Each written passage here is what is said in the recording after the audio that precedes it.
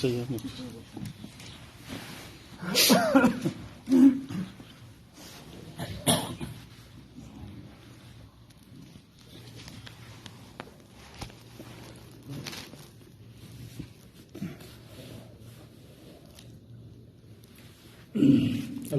لله رب العالمين والصلاة والسلام على من لا نبي بعده أما بعد فأعوذ بالله من الشيطان الرجيم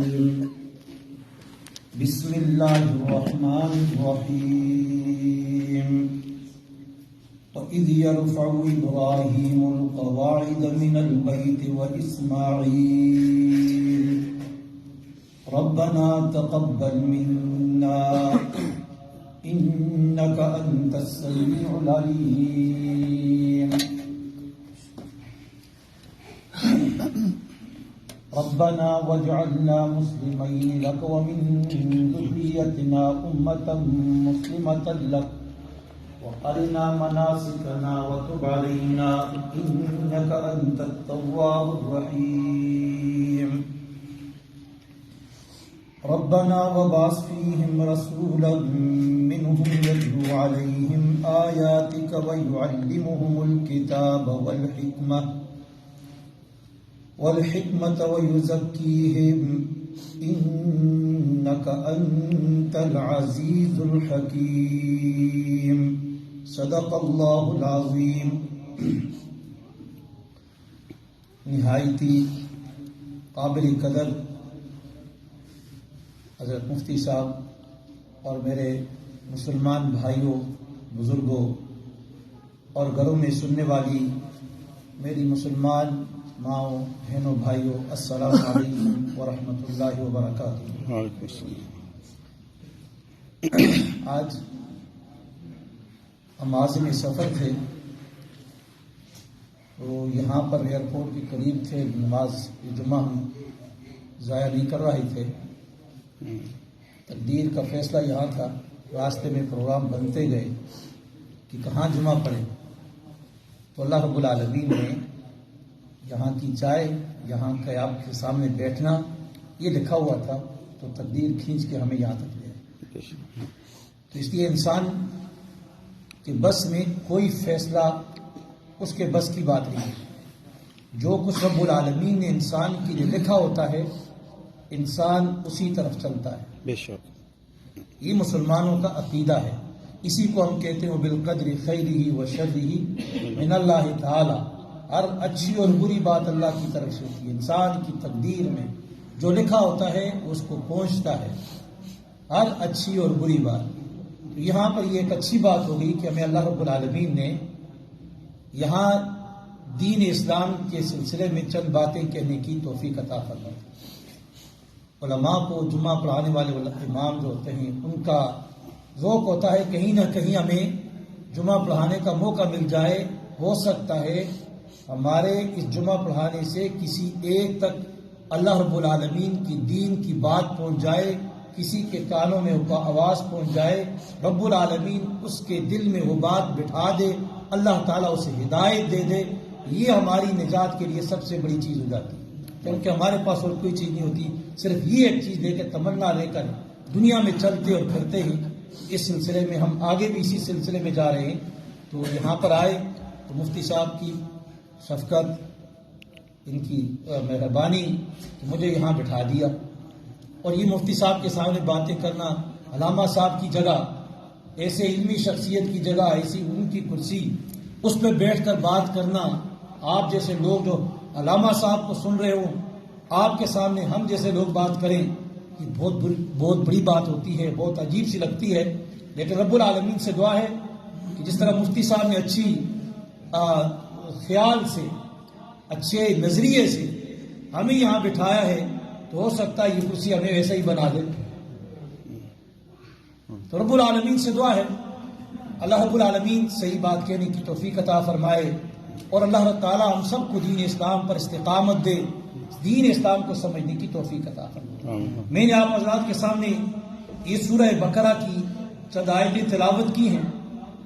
ان آیات کے اندر اللہ رب العالمین حضرت محمد مصطفیٰ صلی اللہ علیہ وسلم جو دنیا میں تشریف لائے، ان کی تشریف آوری سے پہلے اللہ رب العالمین نے مکہ کی سرزمین کے اوپر اپنا گھر جو ہے محمد الرسول اللہ صلی اللہ علیہ وسلم کے جد امجد، ان کے دادا ابراہیم خلیل اللہ، اسماعیل علیہ السلام، یہ دونوں نے ان کے ذریعے سے رب العالمین نے گھر بنایا، روحانیت کا مرکز بنایا کہ اس کے ذریعے سے اللہ رب العالمین سارے جہان میں روشنی پھیلائے گا، روشنی کا مرکز بنایا، روحانیت کا مرکز بنایا، رحمت کا مرکز بنایا، برکات کا مرکز بنایا، تعمیر کروایا، اور تعمیر کرنے کے بعد پھر اس کعبہ کی تعمیر کے بعد پھر رب العالمین کے حضور ابراہیم علیہ السلام ہاتھ پھیلا کر رب العالمین سے مانگتے، اے اللہ اس گھر کی آبادی کا بھی انتظام کر۔ ابھی ربیع الاول کا مہینہ ربیع الثانی جا رہا ہے نا، ربیع الاول میں جناب نبی کریم صلی اللہ علیہ وسلم دنیا میں تشریف لائے، تو ابراہیم علیہ السلام کی دعا ہے، فرمایا وَإِذْ يَرْفَعُ إِبْرَاهِيمُ الْقَوَاعِدَ، یاد کرو وہ گڑیاں بھی، وہ لمحات بھی۔ کون سی گڑیاں؟ جب ابراہیم علیہ السلام بیت اللہ شریف کی تعمیر کر رہے تھے، دیواریں اٹھا رہے تھے، فرمایا وہ اسماعیل، ساتھ اسماعیل علیہ السلام بھی دونوں تھے، باپ اور بیٹا دونوں، فرمایا ربنا تقبل منا، جب کعبہ کی تعمیر کر دی، تعمیر کے بعد کہہ رہے ربنا تقبل منا، اے پروردگار عالم ہم سے تو قبول فرما لے، کیا کر لے؟ قبول فرما لے۔ کس کو بنایا ابراہیم علیہ السلام؟ بیت اللہ شریف کی تعمیر۔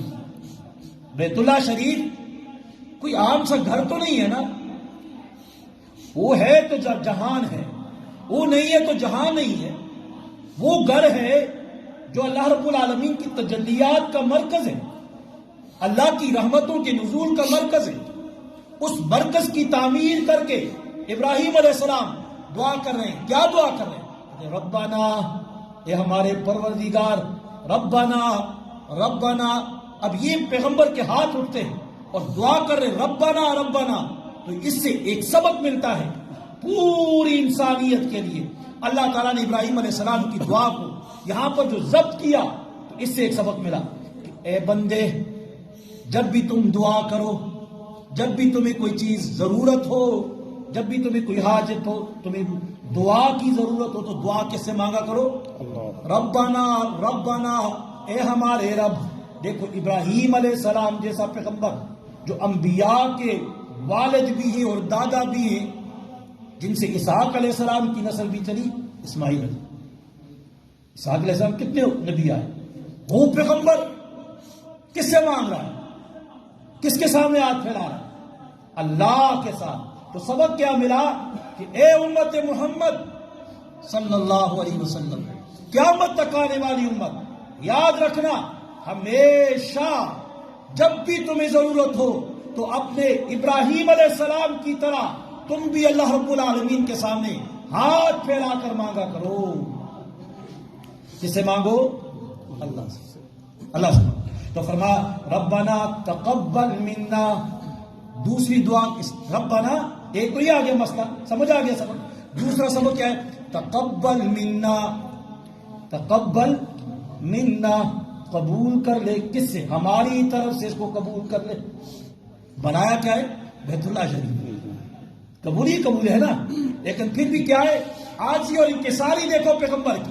اور یہ سبق ہے امت محمد مصطفیٰ صلی اللہ علیہ وسلم کی کہ جب بھی کوئی خیر کا کام کر لو، نیکی اور بھلائی کا کام کر لو، کسی غریب اور مسکین کے لیے گھر بنا دو، کنواں پانی کا بنا دو، کسی مدرسے کی تعمیر میں حصہ دے لو، مسجد بنا لو، پھر عقل آنا نہیں بلکہ رب العالمین کے حضور دعا کرنا، اے اللہ ہم نے تو اپنا عمل کر دیا لیکن اس کو قبول تو فرما، قبول ہو تو فرما۔ ریاکاری سے اپنے آپ کو بچانا ہے، دکھلاوا نہیں کرنا کہ وہ ہو میں نے تو یہ کیا، میں نے وہ کیا، میں نے یہ کیا، میں نے وہاں کیا، میں نے ادھر کیا، میں نے ادھر کیا۔ نہ بابا، جس کے لیے کیا اس سے مانگو، اے پروردگار عالم اس کو تو قبول فرما۔ آج تو ہماری حالت ہوتی ہے تھوڑا سا خیر کا کام کر لیتے ہیں تو پھر کیا کرتے ہیں، اور جی میں نے یہ کیا،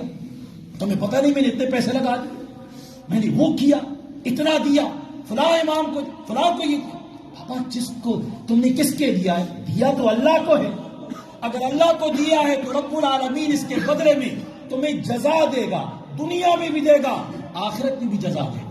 لیکن اگر کسی کے لیے کیا تو کل قیامت کے روز رب العالمین فرمائیں گے جا بندہ، یہ کہے گا اللہ میں نے یہ کیا وہ کیا، رب العالمین کہے گا کچھ بھی نہیں کیا، یہ کہے گا کیا، کہے کچھ بھی نہیں کیا، کہا کیا کیا، میں نے یہ کیا، مسجد بنائے، فلاں کیا، کہا تو نے اس لیے کیا تھا کہ لوگ تجھے کہیں بڑا سخی ہے، بڑا مالدار ہے، بڑے نیکی کے کام کرنے والا ہے، تو نے اس لیے کیا تھا۔ جاؤ، جس کو دکھانے کے لیے تم نے کیا تھا، دنیا میں لوگوں نے تمہیں تعریف کر دی، فلاں بڑا سخی تھا، بڑے مالدار تھا، دولت ایسے خرچ کرتا تھا، ایسے خرچ کرتا تھا، اس کے لیے تم نے کیا، تعریف مل گئی۔ اور ہمارے پاس کیا لینے آئے، ہمارے پاس لینے کے لیے کیا ہے؟ تو اس لیے مسجد کو 1 پاؤنڈ بھی دو تو کسی پہ احسان نہیں، مفتی صاحب کے اوپر کوئی احسان نہیں کہ میں چندہ دیتا ہوں مفتی صاحب کو، نہ مفتی صاحب کو نہیں، بلکہ کس کو دے رہا ہوں؟ اللہ کو دے رہا ہوں۔ تو رب کیا ہے؟ ابراہیم علیہ السلام کہنے لگے ربنا، تعمیر کعبہ کے بعد ربنا تقبل منا، کہ ہمارے رب اس کو قبول کر دے ہماری طرف سے، انک انت السمیع العلیم، دعاؤں کو سننے والا تو ہے، دعاؤں کو سننے والا تو ہے، تو ہماری دلوں کے بھید کو جاننے والا بھی تو ہے۔ ہم اخلاص سے مانگتے ہیں، ریاکاری کرتے ہیں، دکھلاوا کرتے ہیں، کس طریقے سے مانگتے ہیں، ساری باتوں کو جاننے والا تو ہے۔ اب ابراہیم علیہ السلام کی دعا کی، پھر اس کے بعد ابھی ابراہیم علیہ السلام نے دوسری دعا کی۔ دعا کیا کی؟ کہنے لگے ربنا وجعلنا مسلمین لک ومن ذریتنا، اے اللہ ہمیں اپنا تابعدار بنا دے، اپنا فرمانبردار بنا دے۔ اچھا آگے فرمایا ربنا وجعلنا ومن ذریتنا، ہماری اولاد میں سے بھی ایسے لوگ بنا جو ہمارے مطیع اور فرمانبردار۔ یہاں ایک دوسرا نقطہ آ گیا، دوسرا سبق ہمارے لیے۔ دیکھو آج ہماری سوچ اور فکر کیا ہے؟ ہماری سوچ اور فکر یہ کہ میں اپنی اولاد کے لیے اچھا گھر بنا دوں، اچھی سی گاڑی لے لوں، اس کے لیے جائیداد بنا دوں، اس کے لیے جاگیر بنا دوں، اس کے لیے فلاں کر دوں، اس کے لیے اللہ اس کو ڈاکٹر بنا، اس کو انجینئر بنا، یہ فلاں۔ ٹھیک ہے، اچھی دعا ہے، بری نہیں ہے، دعا یہ کرتے ہیں۔ لیکن پیغمبر علیہ الصلوۃ والسلام، انبیاء کرام کی دعاؤں کو دیکھو۔ ابراہیم علیہ السلام دعا کر رہے ہیں کس کے لیے؟ اپنی اولاد کے لیے۔ پہلی دعا، اے اللہ تو اس کو کیسا بنا؟ اپنا مطیع اور فرمانبردار بنا دے ہماری اولاد۔ ومن ذریتنا، ہماری اولاد میں سے بھی ایسے بنا جو تیرے مطیع اور فرمانبردار۔ دوسری بات یہاں یہ سبق ملا کہ اولاد، والدین جو ہے نا، والد ہمیشہ اپنی اولاد کے لیے رب العالمین کے حضور دعا کرتا رہے، اپنی دعاؤں پہ کنجوسی نہ کرے، کیونکہ اولاد کے لیے سب سے بڑا تحفہ اور گفٹ والدین کی طرف سے دعا ہے۔ اپنی اولاد کے لیے جو ہاتھ اٹھا کر والد اپنی اولاد کے لیے دعا کرتا ہے، اس سے بڑا ہدیہ، تحفہ، جائیداد، جاگیر، مال اپنی اولاد کے لیے دوسرا کچھ بھی نہیں ہے۔ اسی لیے ابراہیم علیہ السلام کی اس دعا کو رب العالمین نے امت محمد مصطفیٰ صلی اللہ علیہ وسلم کے لیے یہاں پر ضبط کیا قرآن کریم کے اندر کہ اے امت محمد مصطفیٰ صلی اللہ علیہ وسلم کی ایک ایک فرد اپنی اولاد کو ہمیشہ دعاؤں میں یاد رکھا تھا۔ تو فرمایا ربنا، آگے پھر اللہ رب العالمین دوسری جو دعا، آگے اس کا تیسری جو دعا ہے وہ دعا ابراہیم علیہ السلام کرتے ہیں ربنا وبعث فیہم رسولا من، اے اللہ تو ان میں ایک رسول بھیج۔ تعمیر کعبہ ہم نے کر دی، ابتدا میں نے بتایا نا، تعمیر کعبہ ہو گئی، اب تعمیر کعبہ کے بعد یہ دعائیں ہیں، پھر اب تعمیر کعبہ کے بعد کعبہ کی اس کی ترقی کے لیے، اس کی آبادی کے لیے، اور اس سے آگے دین اسلام کی شمع پھیلانے کے لیے پھر دعا کی ابراہیم علیہ السلام نے۔ دعا کرتے ہیں ربنا وبعث فیہم رسولا منہم، اے اللہ تو بھیج ان میں ایک رسول، منہم جو ان مکہ والوں میں سے ہو، منہم جو ان مکہ والوں میں سے ہو۔ فرمایا یتلو علیہم آیاتک، مکہ میں کون رہ رہے تھے؟ اولاد اسماعیل، اور ایک دوسرا قبیلہ وہ بھی آ کے آباد ہو گیا تھا۔ اب یہ جرہم قبیلہ اور اسماعیل علیہ السلام کی اولاد آباد۔ ابراہیم علیہ السلام آئے، کعبہ کی تعمیر کر لی، تعمیر کے بعد دعا کرتے، اے اللہ ان لوگوں مکہ والوں میں سے ایک رسول بنا کر بھیج، انہی میں سے بھیج، باہر کی مخلوق ہمیں نہیں چاہیے، کیونکہ انسان وہاں رہ رہے ہیں تو انسانوں میں سے ہی یہ کیا ہے، پیغمبر کا انتخاب کرتے چن لیں۔ پھر آگے جب ابراہیم علیہ السلام یہ دعا کر گئے اور یہ دعا ہو گئی تو رب العالمین نے، یہ پچھلا ربیع الاول کا مہینہ گزرا نا، اسی ربیع الاول کی بعض علماء فرماتے 9 تاریخ، بعض فرماتے 6 تاریخ، بعض فرماتے 12 ربیع الاول کو اللہ رب العالمین نے ابراہیم علیہ السلام کی دعا قبول کی، اور مکہ والوں میں اللہ رب العالمین نے اپنا نبی بھیج دیا، اپنا رسول بھیج دیا، اور پھر اللہ رب العالمین نے انہی کے اوپر، مکہ والوں کے اوپر ایسا ہی احسان جتلاتے ہوئے رب العالمین نے کہا، او مکہ والو کما ارسلنا فیکم رسولا منکم، ہم نے ویسا ہی رسول بھیجا جو ابراہیم علیہ السلام نے مانگا تھا، تم پر ہمارے احسان ہے مکہ والوں۔ تو وہی دعا ابراہیم علیہ السلام کی قبول ہوئی، اور 12 ربیع الاول کو اور یا 9 ربیع الاول کو محمد الرسول اللہ صلی اللہ علیہ وسلم مکہ مکرمہ میں پیدا ہوئے، اور پیدا ہونے کے بعد 40 سال محمد الرسول اللہ صلی اللہ علیہ وسلم نے مکہ والوں کے اندر اپنی زندگی گزاری۔ اب زندگی گزارنے کے بعد 40 سال کے بعد اللہ رب العالمین نے حضرت محمد مصطفیٰ صلی اللہ، اور سارے خاموش، صلی اللہ، ایک دفعہ درود بھیجو گے تو 10 نیکیاں ملیں گی، 10 گناہ معاف ہوں گے، 10 درجے بلند ہوں گے، اور جبرائیل علیہ السلام کی بد دعا سے بچ جائیں گے۔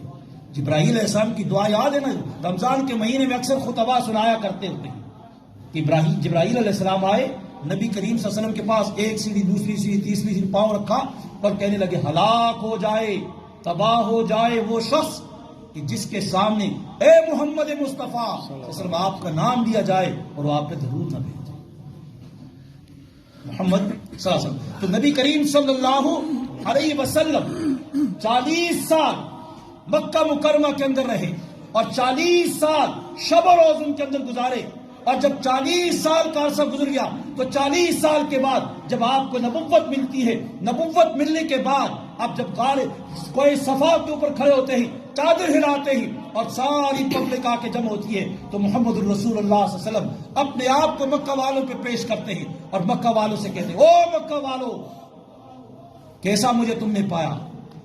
ہر ایک کہنے لگا، جربنا لک مرارا، جربنا لک مرارا، بارہا ہم نے تمہیں آزمایا، بارہا آزمایا، ما رأیناک الا صدقا، ہم نے جب بھی کبھی تمہیں آزمایا لیکن ہم نے آپ کو سچا ہی پایا، صادق پایا، امین پایا۔ ہر ایک کس کو اتنا سچا مانتے ہو؟ ہاں ہاں۔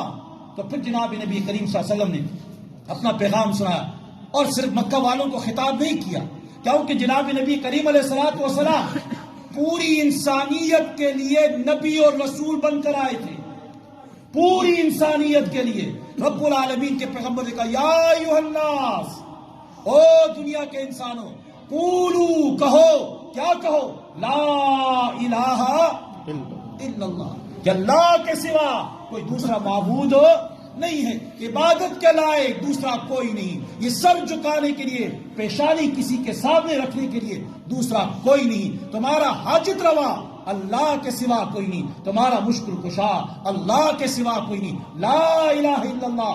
جب یہ دعوت دی تو سب سے پہلے سکا چچا اٹھ کے کہنے لگا، تبلک یا محمد علیہ باللہ، او محمد تیرے ہاتھ ٹوٹ جائے، کیا تو نے ہمیں اس لیے جمع کیا تھا؟ لہٰذا جمع تھا نا، اس لیے جمع کیا تھا۔ رب العالمین نے اپنے محبوب صلی اللہ علیہ وسلم کے حفاظت کے لیے، ان کی احترام کے لیے، ان کے عزت و مقام کو بڑھانے کے لیے کہا، تبت یدا ابی لہب وتب، ہلاک ہو جائیں ابو لہب کیا۔ اب محمد رسول اللہ صلی اللہ علیہ وسلم یہ دعوت دی اور یہ پیغام دیا، تو پھر یہاں پر ایک بات سمجھے، ہمارے دارالعلوم دیوبند کے محتمم حضرت قاری طیب صاحب نور اللہ مرکزہ، انہوں نے بڑی زبردست ایک بات لکھی، فرماتے ہی کہ جناب نبی کریم علیہ السلام جب دنیا میں تشریف لائے تو اپنی تشریف آوری کے لیے دو مقصد بیان کیے. کیوں؟ فرماتے اس لیے کہ سابقہ اقوام کے اوپر جو تباہی اور بربادی آئی وہ دو وجہ سے آئی. ایک وجہ یہ جب قوم کے اندر جہالت عروج پر پہنچی، قوم جہالت کی کہ گرویدہ بن چکی، جاہل ہو چکی، علم سے دور ہو چکی، تو قوموں کے اوپر تباہی آئی ایک. اور دوسرا جب قومیں بد اخلاق ہو گئی، سابقہ اقوام کے اوپر عذاب جو آئے جب قومیں بد اخلاق ہو گئی، تو فرماتے ہیں قاری طیب صاحب رحمۃ اللہ علیہ کہ دو وجوہات کی وجہ سے قومیں تباہ ہوئی. اور دو وجوہات ہوتی ہیں جن کے ذریعے سے قومیں اٹھتی ہیں، بلند ہوتی ہیں. فرمایا ایک علم اور دوسرا خوش اخلاقی. یہ دو صفتیں جب کسی قوم کے اندر پیدا ہوتی ہیں وہ قوم تباہ برباد نہیں ہوتی، بلکہ رب العالمین اس قوم کو اٹھاتے ہیں، اس کو عزت ملتی ہے، اس کو بلندی ملتی ہے. پھر فرماتے ہیں جناب نبی کریم علیہ الصلوۃ والسلام نے اپنے آنے کا جو مقصد بیان کیا تو اس میں فرمایا انی بعثت معلما. جہالت کو ختم کرنے کے لیے، جہالت کے خاتمے کے لیے جناب نبی کریم علیہ الصلوۃ والسلام نے فرمایا انی بعثت معلما، مجھے معلم بنا کر بھیجا ہے کہ میں آیا ہوں انسانیت کو علم کی روشنی دینے کے لیے آیا ہوں، انسانیت کو جہالت کی تاریکی سے نکالنے کے لیے آیا ہوں. اسی لیے تو جب پہلی وحی نازل ہوتی ہے تو اس کا پہلا لفظ یہی ہے اقرا. پڑھیے، اقرا پڑھیے، علم حاصل کیجئے، جہالت کا خاتمہ کیجئے. اس لیے کہ سابقہ قومیں تباہ و برباد ہوئی اپنی جہالت کی وجہ سے. جہالت کی وجہ سے قومی شعیب تباہ ہوئی، جہالت کی وجہ سے قومی لوط تباہ ہوئی. یہ جہالت کی وجہ سے رب العالمین نے آسمانوں سے پتھر برسا ہے. دوسرا بد اخلاقی بیہیویئر جو تھا وہ خراب تھا، برا، رود، اس قسم کا بیہیویئر. تو اس لیے جناب نبی کریم سے فرمایا انما بعثت لاتمم مکارم الاخلاق. او دنیا کے انسانوں، میرا آنے کا مقصد یہ ہے کہ میں اخلاق کی تعلیم کو پورے جہان میں عام کروں. اس لیے جناب نبی کریم علیہ الصلوۃ والسلام نے سب سے پہلے مکہ کے کوہ صفا کے اوپر کھڑے ہو کر ان سے 40 سال کے اپنے کریکٹر کا سرٹیفکیٹ لیا اور قوم کے سامنے رکھا اپنا کردار. او مکہ والو، میں نے 40 سال تمہارے اندر گزارے، تم نے مجھے کیسا پایا؟ ہر ایک کی زبان سے یہی نکلا تھا نا، جربنا لک مرارا ما رأیناک الا صدقا. او محمد مصطفیٰ صلی اللہ علیہ وسلم، ہم نے آپ کو بارہا آزمایا، ما رأیناک الا صدقا. اخلاق کے اعلیٰ مقام پر جو صداقت ہوتی ہے، امانت ہوتی ہے، اس کے اوپر ہم نے پورا پایا. اس لیے رب العالمین نے پھر کہا انک لعلی خلق عظیم. او محمد مصطفیٰ صلی اللہ علیہ وسلم، آپ اخلاق کے سب سے بلند و بالا مقام کے اوپر ہو، مرتبہ کے اوپر ہو. تو اس لیے میرے بھائیوں یاد رکھنا، قوموں کی تباہی دو وجوہات سے ہی، اور قوموں کی تباہی دو وجوہات سے ہی، اور قوموں کا عروج دو وجوہات سے ہے. ایک قوم جو ہے اوپر اٹھتی ہے علم کی وجہ سے، علم آتا ہے. دوسرا اخلاق کی درستگی ہے. اس لیے جناب نبی کریم علیہ الصلوۃ والسلام نے فرمایا تم میں سب سے کامل ایمان والا وہ ہے جس کے اخلاق سب سے اچھا ہو.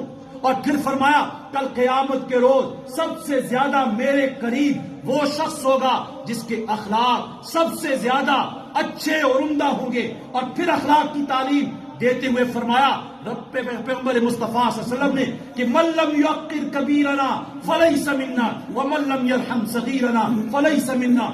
جو آدمی ہم میں سے بڑوں کا ادب احترام نہیں کرتا وہ ہم میں سے نہیں، جو چھوٹوں پر شفقت نہیں کرتا وہ ہم میں سے نہیں ہے. یہ اخلاق کی اعلیٰ تعلیم کا معیار ہے کہ جو آدمی اپنے آنکھوں کو، اپنے سر کو نیچے جھکا دیتا ہے، کس کے سامنے؟ اپنے بڑوں کے سامنے، ان کا احترام کرتا ہے، عزت دیتا ہے، وہ لوگ اوپر جاتے ہیں. تو اس لیے یاد رکھنا میرے بھائیوں، میرے نوجوانوں، میرے مسلمانوں، اپنے اخلاق کی درستگی کی کوشش کریں، علم حاصل کرنے کے لیے کوشش کریں.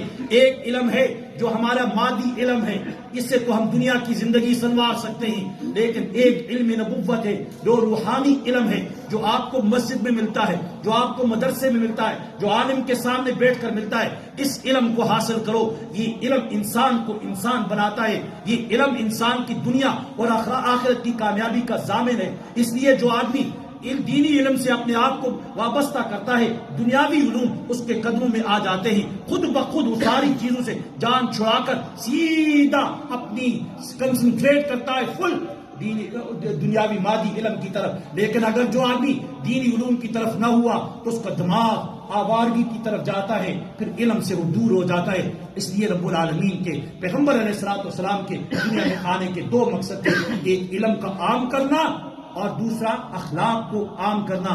اٹھو، آج ہماری ذمہ داری ہے اس علم کو، اس پیغمبر علیہ الصلوۃ والسلام کے اخلاق کو لے کر ہم یہاں اس سرزمین پہ چلیں۔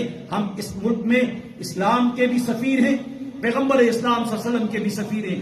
دنیا ہمیں محمد صلی اللہ علیہ وسلم کی امت کی نگاہوں میں دیکھتی ہے، امت محمدیہ کی نگاہ میں دیکھتی ہے۔ اس لیے ہم اس یورپ میں رہ رہے ہیں، عیسائی اسٹیٹ میں رہ رہے ہیں، ہمارے لیے صحابہ کرام جو حبشہ میں تھے ان کی زندگی ہمارے لیے ماڈل ہے۔ ہم ان سے رہنمائی حاصل کریں، اپنے اخلاق کو درست کریں۔ ہمارا اٹھنا بیٹھنا چلنا، تجارت، ہمارا کاروبار، لوگوں کے ساتھ حسن معاشرت، یہ ہمارے لیے کیا بن جائے گا؟ یہ ہماری دعوت و تبلیغ ہوگی۔ اس سے کے ذریعے سے ہم یہاں کے لوگوں کے دلوں کو جیت سکتے ہیں، وگرنہ یاد رکھو وہ دن دور نہیں۔ اگر ہم بد اخلاقی اور علم سے دور رہیں گے تو یہاں قتل خون، ایسا خون ہم مسلمانوں کا بہے گا کہ جس کا روکنا ہمارے لیے مشکل ہو جائے گا۔ رب العالمین سے دعا ہے کہ جو کچھ کہا اللہ مجھے بھی راضی۔